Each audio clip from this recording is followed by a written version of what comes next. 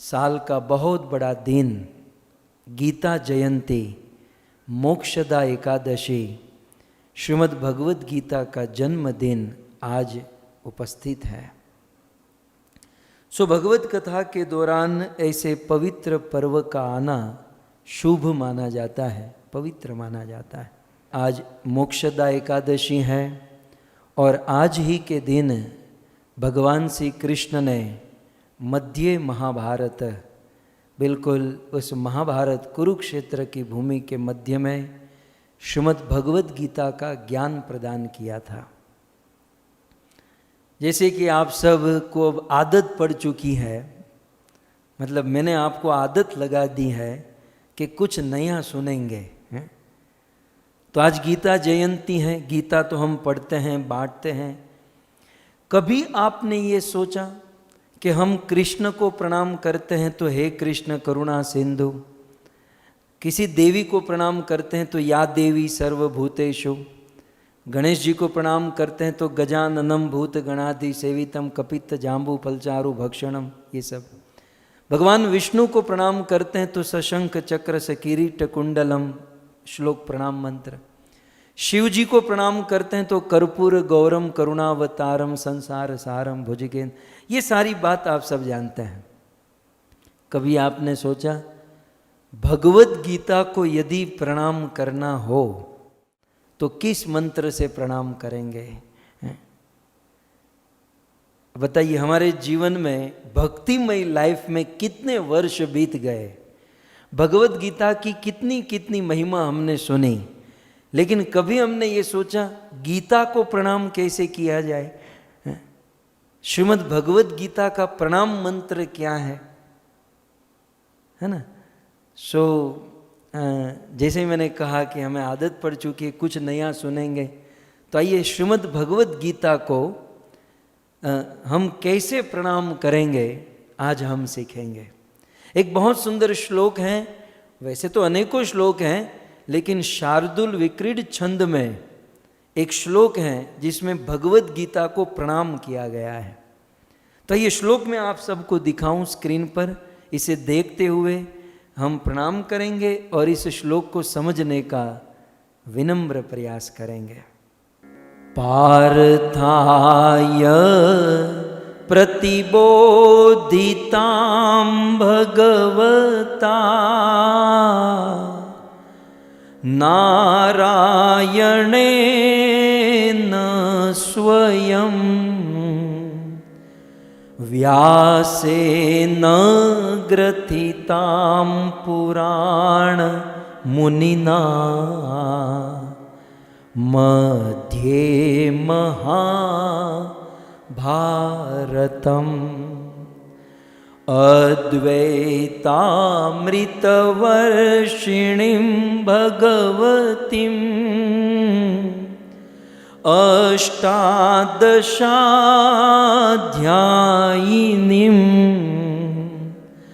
अम्ब त्वामनुसन्ददामि भगवद् गीते भववेशिणीं गीते भववेशिणीं।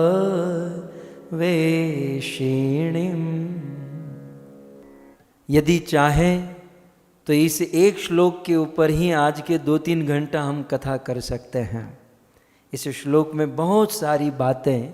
आइए तो सर्वप्रथम इस श्लोक को थोड़ा सा आज, क्योंकि गीता जयंती है, सो श्रीमद् भगवद गीता को हम प्रणाम कैसे करें, इस श्लोक में भगवद गीता की महिमा बताई गई है।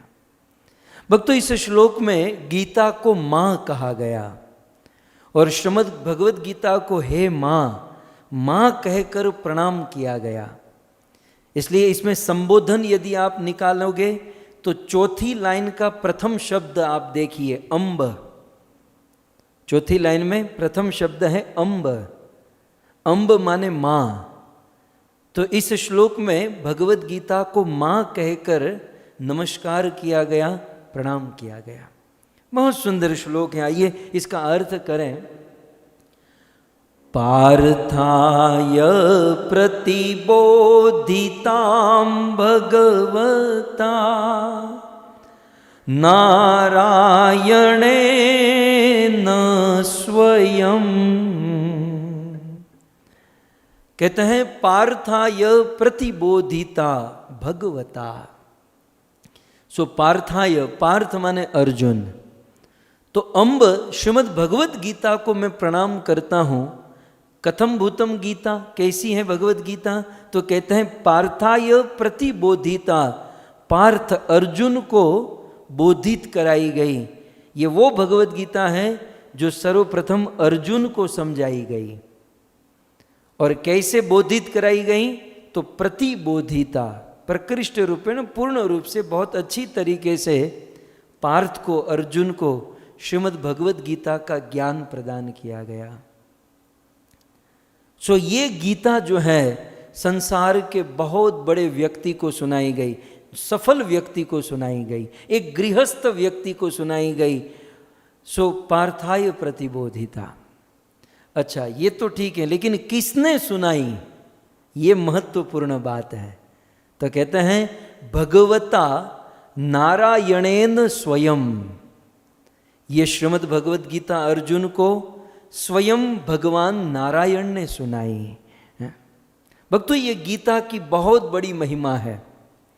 हमारे पूरे विश्व में वैसे बहुत सारे संप्रदाय हैं, बहुत सारे धर्म हैं, परंतु 3 धर्म जो है बहुत बड़े पैमाने पर है।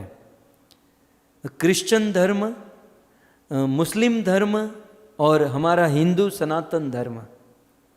और इन तीनों धर्म के आधार उस धर्म के धर्म ग्रंथ माने गए हैं। क्रिश्चियन धर्म का आधार बाइबल है। ये पूरा धर्म बाइबल के ऊपर आधारित है। मुस्लिम धर्मों का आधार कुरान शरीफ है। कुरान शरीफ के ऊपर पूरा धर्म आधारित है। और हमारा हिंदू धर्म, सनातन धर्म का आधार ग्रंथ श्रीमद् भगवत गीता है। हमारे लिए गौरव की बात यह है जो यहां पर लिखा भगवता नारायणेन स्वयं। हमारे लिए गौरव की बात यह है कि बहुत बड़े पैमाने पर 3 धर्म, क्रिश्चियन धर्म का आधार बाइबल। ये बाइबल ग्रंथ किसने लिखा? ये बाइबल किसने लिखी? बाइबल जीसस क्राइस्ट ने लिखी। और जीसस क्राइस्ट कहते हैं बाइबल में, I am not a god, I am son of God. मैं भगवान नहीं हूं, मैं भगवान का बेटा हूं, पुत्र हूं। सो क्रिश्चियन धर्म का आधार बाइबल किसने लिखी? भगवान के पुत्र ने। मुस्लिम धर्म का आधार कुरान किसने लिखी? मोहम्मद पैगंबर ने। और मोहम्मद पैगंबर साहब कुरान शरीफ में लिखते हैं कि मैं अल्लाह नहीं हूं, मैं अल्लाह का पैगाम लेकर आया हूं, मैं अल्लाह का दूत हूं, मैं पैगंबर, मैं एक मैसेंजर हूं। सो कुरान किसने लिखी? भगवान के दूत ने, भगवान ने नहीं लिखी। बाइबल किसने लिखी? भगवान के पुत्र ने, भगवान ने नहीं लिखी। लेकिन हम हिंदू धर्मी, सनातन धर्मी के लिए गौरव की बात कि हमारा धर्म ग्रंथ भगवत गीता न भगवान के पुत्र ने लिखी, न भगवान के दूत ने लिखी। हमारी श्रीमद् भगवत गीता स्वयं नारायणेन भगवता, स्वयं भगवान नारायण ने लिखी है।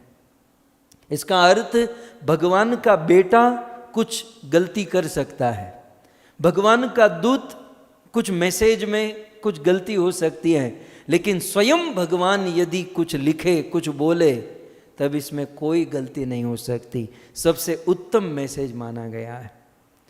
तो हमारे सनातन धर्म, हिंदू धर्म का गौरव, हमारी ये श्रीमद् भगवत गीता जो है स्वयं भगवान नारायण के मुख से प्रकट हुई है।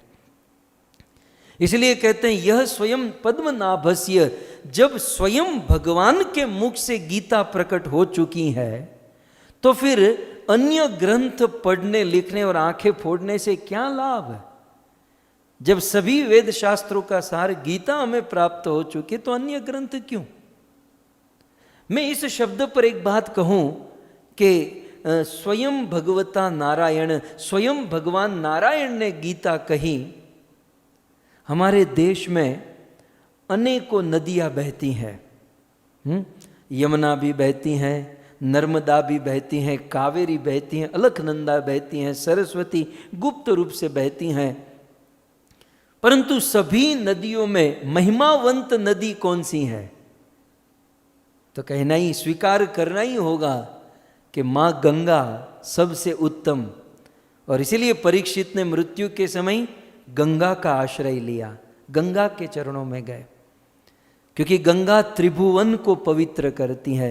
ब्रह्मलोक से चली है गंगा शिव जी की जटा पर, और फिर पृथ्वी पर, तीनों लोक को मां गंगा करोड़ों करोड़ों जीवों को पवित्र करती हैं। कभी आपने सोचा कि गंगा के जल में त्रिभुवन में रहने वाले करोड़ों करोड़ों जीव को पवित्र करने की शक्ति कहाँ से आई?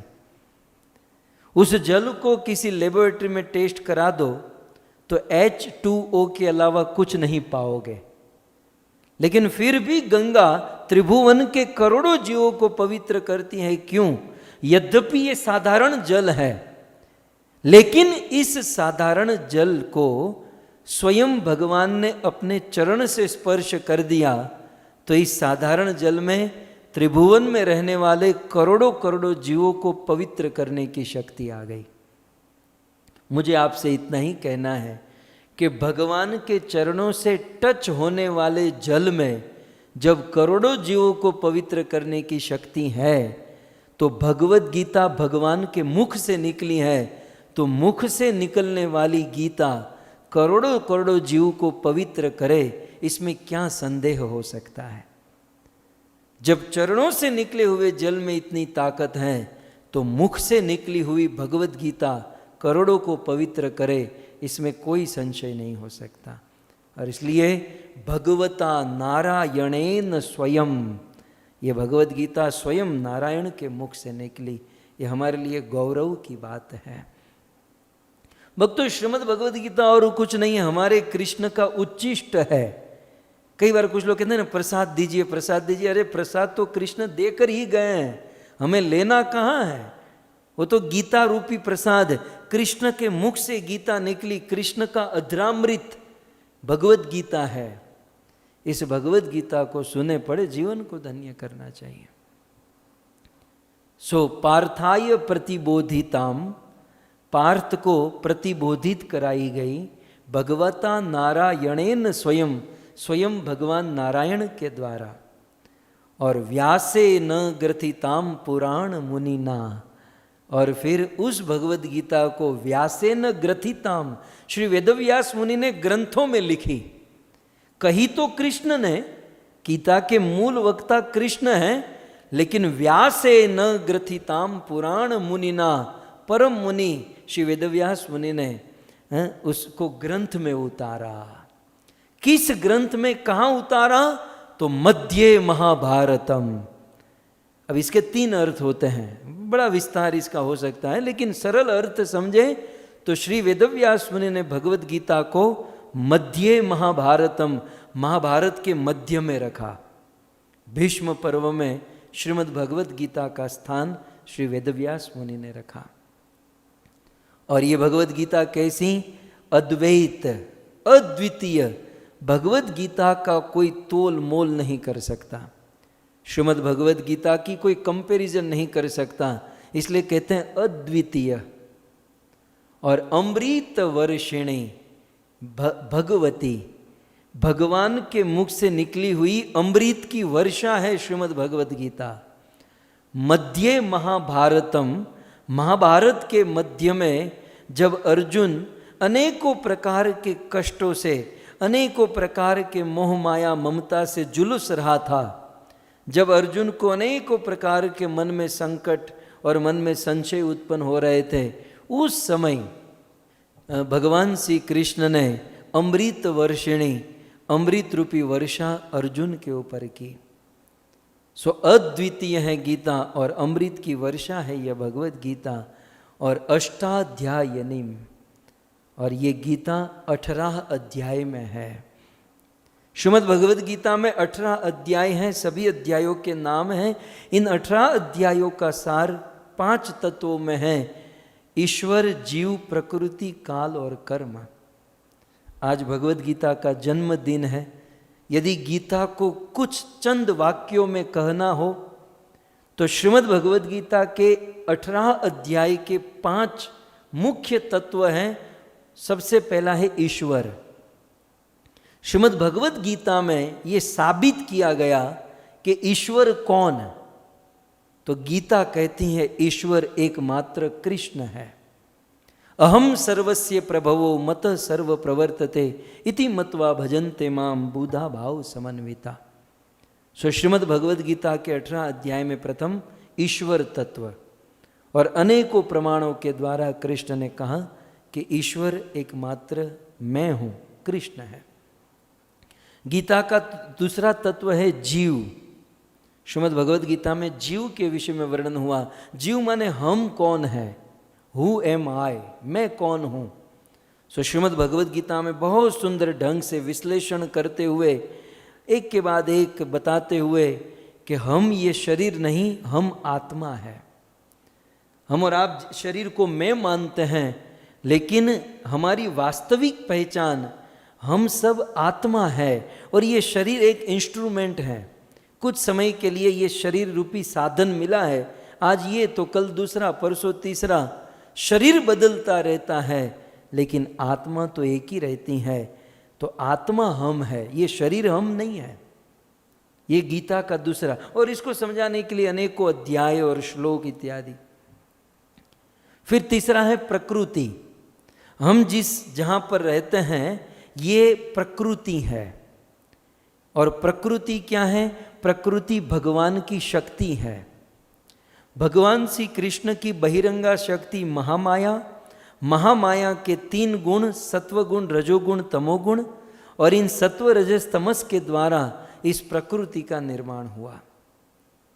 और इस प्रकृति को बैलेंस कर रखने वाले ग्रेविटी फोर्स, हम कहते हैं ना, विज्ञान कहता है ग्रेविटी फोर्स के कारण ये गोले, ये ब्रह्मांड सब टिका हुआ है। तो ग्रेविटी फोर्स, गुरुत्वाकर्षण बल, कोई तो बल है, गुरुत्वाकर्षण एक बल है जिसके कारण ये प्लेनेट, ये ब्रह्मांड, ये सब ग्रह टिके हुए हैं। तो गीता में कृष्ण कहते हैं कि ये गुरुत्वाकर्षण रूपी बल जो है वो कहाँ से आता है? तो गीता कहती है बलम बलवता चाहम काम राग विवर्जितम है अर्जुन, बलवानों का बल मैं हूँ और सभी प्रकार का बल मैं प्रदान करता हूँ, प्रकृति को मैं टिका कर रखता हूँ। सो ईश्वर, जीव, प्रकृति, और गीता में चौथा तत्व है काल, टाइम, काल। हम सब लोग एक काल में बंधे हुए हैं, समय में बंधे हुए हैं, समय की एक मर्यादा में बंधे हुए हैं। सो काल की एक मर्यादा होती है। काल के विषय में श्रीमद् भगवत गीता में बहुत सूक्ष्म रूप से वर्णन किया गया। हम कहते हैं ना कि एक सेकंड जब 60 बार हो जाती हैं तो 1 मिनट होता है। ध्यान से सुनिएगा। फिर 1 मिनट 60 बार हो जाती हैं तो 1 घंटा होता है। ऐसे 24 घंटे जब होते हैं तो 1 दिन हो जाता है। ऐसे 30 दिन बीतते हैं तो 1 महीना होता है। ऐसे 12 महीने बीतते हैं तो 1 साल बीतता है, 1 साल हो जाता है। अब आगे सुनिए, ऐसे 4,32,000 वर्ष जब बीतते हैं तब कलयुग की अवधि समाप्त होती है। 4 युग है ना, ये कलयुग जो है 4,32,000 वर्ष का है। और आपकी जानकारी के लिए वर्तमान में कलयुग के 5,500 वर्ष बीते हैं। 4,32,000 में से केवल 5,500 वर्ष, अर्थात कलयुग जस्ट शुरू हुआ है। फिर 8,64,000 वर्ष जब बीतते हैं तो अब द्वापर युग की अवधि समाप्त होती है। कलयुग 4,32,000 वर्ष का है, 8,64,000 वर्ष का द्वापर युग है। फिर त्रेता युग 12,96,000 वर्ष, 12,96,000 वर्ष का त्रेता युग है, और 17,28,000 वर्ष का सतयुग है। तो मैं आपको कष्ट ना दूं और मैं ही थोड़ा सा कैलकुलेशन करूं, कलयुग, द्वापर युग, त्रेता युग और सतयुग, इन चारों युगों को यदि हम मिलाएंगे तो कुल मिलाकर 43,20,000 ईयर, 43,20,000 वर्ष होंगे। मतलब 43,20,000 वर्ष जब बीतते हैं तो एक चतुर्युग समाप्त होता है। चतुर्युग माने सतयुग, त्रेता, द्वापर और कली। ये 4 युग जब मिलते हैं तो उसे चतुर्युग कहते हैं। और एक चतुर्युग 43,20,000 वर्ष का होता है। अब आगे सुनिए, ऐसे एक चतुर्युग हुए, ऐसे 8 अरब और 64 करोड़ वर्ष हमारे धरती पर जब बीतेंगे, 8 अरब और 64 करोड़ वर्ष जब बीतते हैं तब ब्रह्मा जी के 12 घंटे समाप्त होते हैं। और ऐसे ही ब्रह्मा जी के 12 घंटे की रात है। और वे ब्रह्मा जी के 30 दिन का एक महीना है। और वे ब्रह्मा जी 100 साल तक जीते हैं।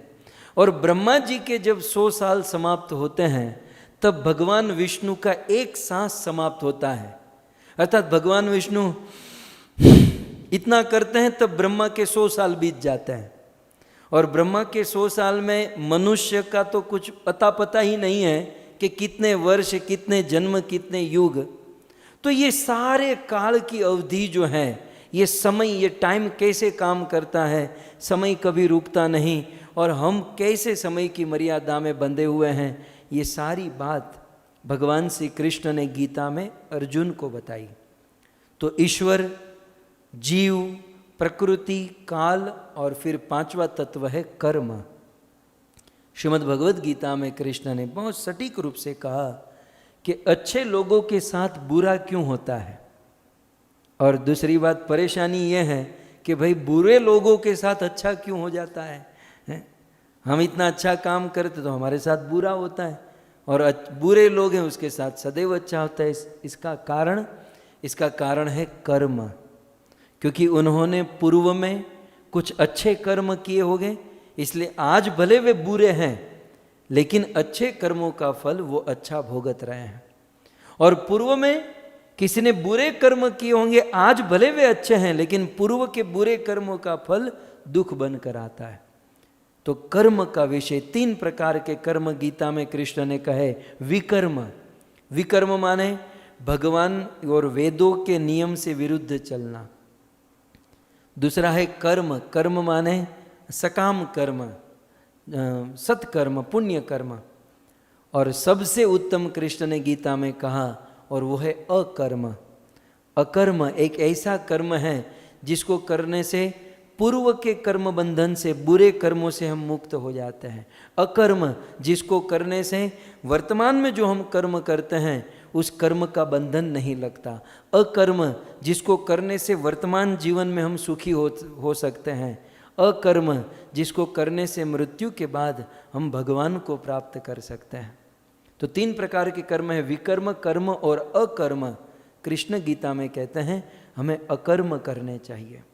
और अकर्म का अर्थ है भगवान श्री कृष्ण की भक्ति। भक्ति सुनकर टेंशन मत लीजिएगा। भक्ति माने मुंडन करके मंदिर में नहीं बैठना है, घर बार छोड़कर निकल नहीं जाना है। अकर्म का अर्थ गीता में प्रैक्टिकल कृष्ण ने कहा कि जहां हो वहीं रहो, जो करते हो वही करो, लेकिन भगवान को सेंटर में रखकर कार्य करो। जैसे रामायण में लिखा ना, घर पर भोजन करो लेकिन तुम ही निवेदित भोजन करही, भगवान को अर्पण करके भोजन करो, तो वो कर्म जो है ना भक्ति हो जाएगी। भगवान को अर्पण किए बिना भोजन किया तो वो भोग हो जाएगा, लेकिन वही कर्म हम भगवान को अर्पण करेंगे तो वो प्रसाद हो जाएगा।